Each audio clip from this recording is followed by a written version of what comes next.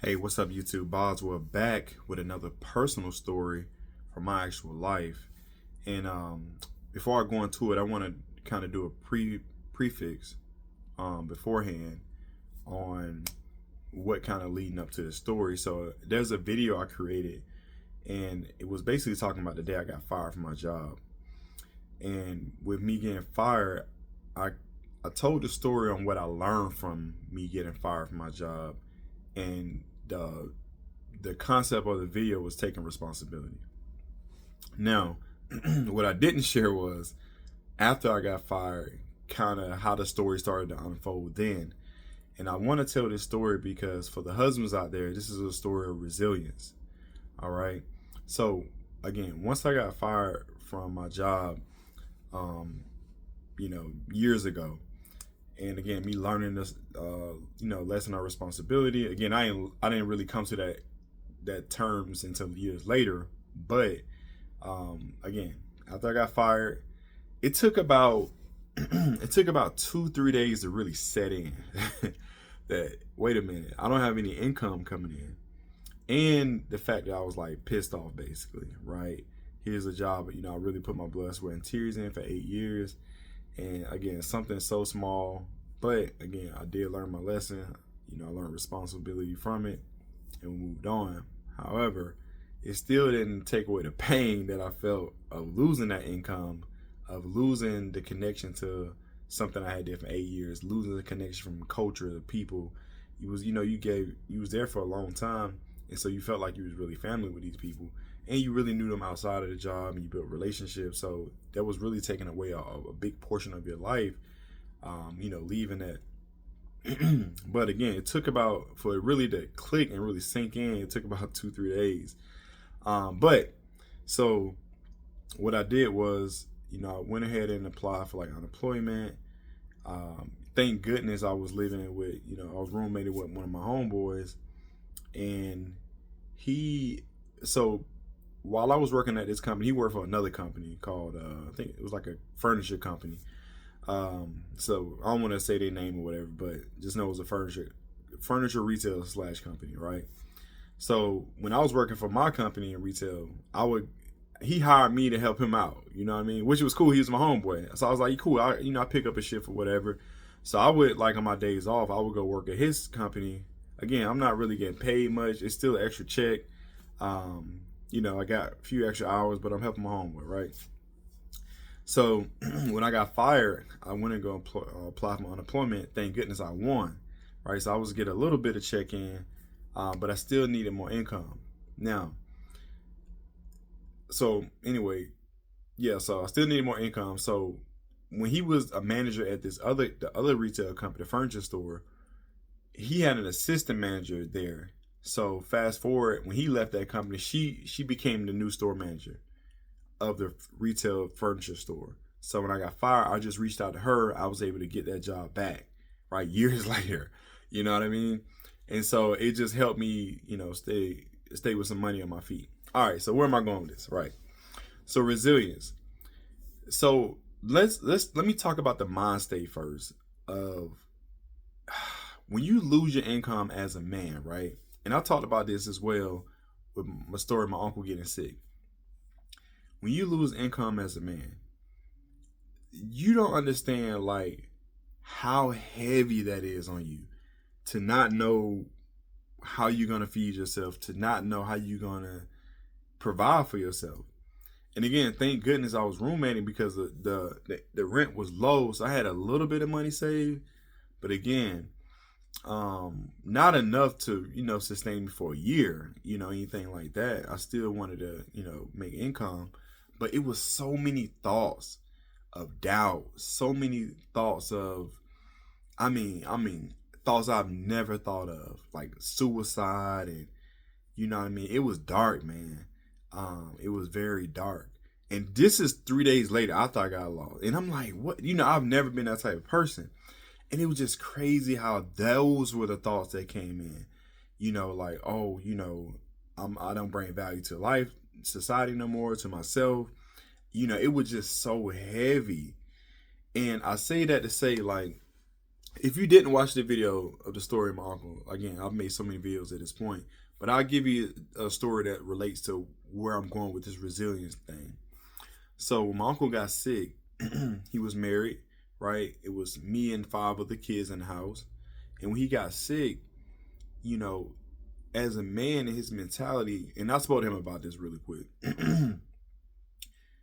When you know you physically can't go and provide for yourself and your family as a man, as a husband, and for your kids and for your wife, that is more heavy than what I went through. Just losing my job and having to worry about myself. You know what I mean? And I can physically go to work. But when you can't physically go to work because he was sick with colon cancer, down bad, psychologically, I know the toll it would affect. Because I'm like, if it took this type of toll on me, and this is 2 days later, and I can go search for a job, I'm still, healthy and can get out there. And I'm like, these are type of thoughts. Again, thank God I didn't act on them, but I'm just like, it just came from left field.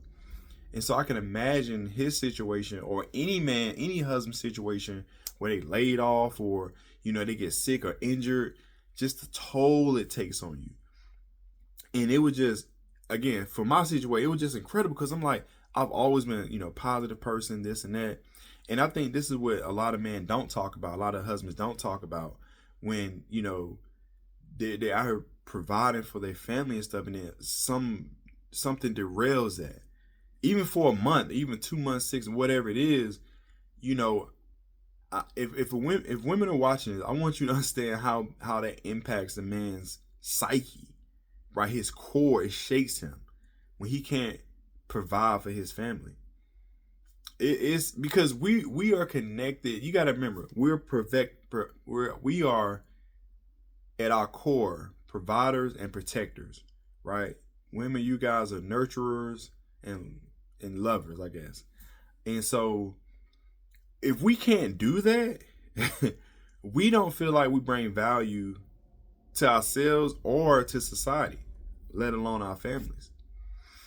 And so for me, when that was taken away from me, I had to turn up, But I would say that was part of. So a lot of you guys don't know, or who have watched. I went through therapy a couple years ago, and I've been on my own since 16. And so I was really just in survival mode that whole time working for this company. And I never got a chance to switch to thriving mode. So when that was pulled, when the rug was pulled from under me, I broke, right? And so I think me thinking about it now, and I probably need to pick back up this therapy thing because I feel like it'd be good to share. But when the rug was pulled from under me and I lost my income, lost my job, that was the dam breaking, right? And I think that's what really was a catalyst to set the domino effects in motion for what I went through the last years, multiple years, which really affected me. And because I'm having to rebuild, I'm having to create a new identity. And so if I was already in survival mode with this little bit of money and what I thought I was just making, again, I've been on my own since 16, so I'm just figuring out life on my own. I didn't have anybody to really guide me. Again, I had uncles and stuff, but my main person I grew up with, he was sick. Another uncle, he had his own kids, his own family, but that was really it. So I was out there on my own. And so just surviving, and so once the rug was pulled, man, everything just went crazy. And so it just created this long-term effect. But again, resilience, right? I always knew that regardless, because how strong I was, because I was able to make them on since 16, that I knew I would bounce back. I knew that was only one door closing, but another one was going to open. But I had to stay afloat. It's like you on this boat and it crashed, and you hanging on to a piece of wood that's floating in this big, massive ocean until you get picked up from a boat, or you float to an island. You got to build your way out of it. But for a lot of men out there, this story I'm telling you about of resilience is I made it. through, I'm looking back now on my future or my past, and I'm like, man, I went through all this different stuff, and now I'm here. You know, so I say that to say, for a lot of men who may be going through stuff right now, who may have went through things or are still going through their process, their journey, just know, man, if you continue to press on, continue to personal develop yourself, continue to have a mindset that you're gonna make it out, you will make it out. But don't be defeated. Don't give up. I know it's hard. It's even harder than it was years ago. I know it's hard. But do things, switch it up a little bit. You know what I mean? You have to. You have to, because if what you've been doing hasn't been working and is giving you the same results, you have to switch it up. You have to do something different. The same results is just keeping you surviving. We're not just trying to survive. We're trying to thrive. We're attempting to thrive. And because the more and more you survive, it's a decline, right? Surviving is a decline. Thriving is an incline. And this is why, a lot of us get overweight. This is why a lot of us deal with stress in a certain way. This is why a lot of us start to have problems in our marriage, losing respect for ourselves, losing respect from other people. Don't take our health serious, don't really care about our personal development anymore, because we just surviving. I get it. But you have to switch it up. You have to become resilient out of defeat. I know a lot of you guys feel defeated. And I don't want to go too deep into left field on what I think is going on in society when it comes to men, right? We'll dive a little deeper into that in another video. But for now, the message is, the story is telling y'all my story on what I went through when I got fired, the mental psyche, the psychological thoughts and stuff like that. I wanted to share that with you guys to know that, hey, I understand what you're going through, right? When you can't provide for yourself or your family, for whatever. That was 2-3 days after I got fired. It was already hit me. I mean, this ain't a month later, bro. Like, that was 2-3 days. Like, wait a minute. Oh snap! I don't have no money. I got to figure something out. Like, you scrambling, especially if you didn't save a bag like that. I was young. I'm like 23, 24. You know what I mean? So, yeah. Anyway, the point of the story is be resilient. Find your way out. Dig your way out. And for me, my advice is, if you have the opportunity, you have to start taking care of yourself. I know I preach the gym. Maybe you can't go to the gym. Maybe, the money ain't right. You can walk, right? You can do some push-ups. You can do some sit-ups. You can do some leg squats, right? Some leg lunges. Listen, you can do calisthenics. You can go to a park, drive to a park, do some sprints. Like, you don't technically need a gym, but you do have to get active, because what you're attempting to do is, heal yourself mentally first through your physical. Because like I said, a lot of us have fallen off. A lot of us have gotten weak-minded because whatever we're going through. And again, it may not be losing your job, right? It could be a multitude of different reasons. I'm just sharing my story on when I lost my job and how that affected me and how it, triggered trauma. Because again, I was already in survival mode. That just escalated it, and I gained a lot of weight, the most I ever have. Again, through this process, I did get another job, and I started working other things. I went into finance for 5 years, been a loan manager, so I was still working, but it hit me hard, man, and I had to bounce back, because that's not really what I wanted to do.